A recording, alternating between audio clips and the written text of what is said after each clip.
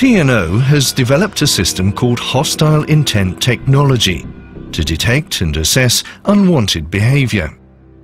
Cameras, sensors and software can be teamed with human interpretation to identify potentially suspicious persons and situations and ensure timely intervention.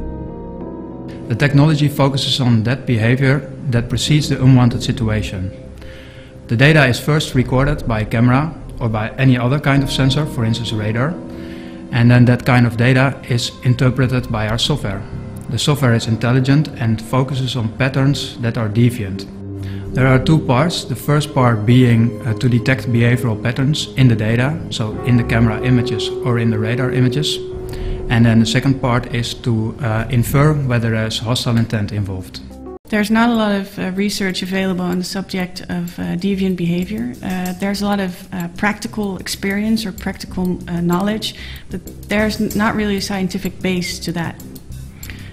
We started by defining what normal behavior is, and that's something you need to do before you can define what abnormal behavior is. Deviant behavior is not always the same. For example, you have different types of criminal acts, and there's also different types of abnormal behaviors belonging to that.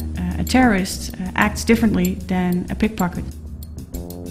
There are some aspects that are important while defining abnormal behavior. There is time, location, type of threat, and culture.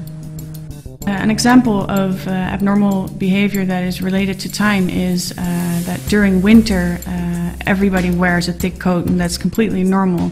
But if somebody wears a thick coat in the summer, he might have something to hide.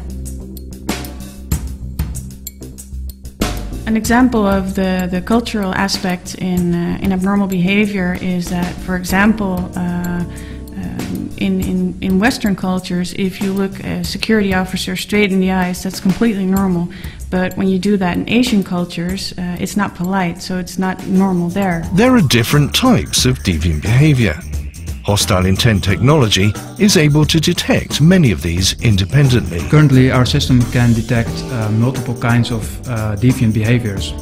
Examples are wild gestures or very short interactions between two people, or for instance a group splitting before an entrance of a train station. The detection of deviant human behavior is of course a task ideally done by humans. Yet TNO hostile intent technology also makes use of computers that are programmed for pattern recognition.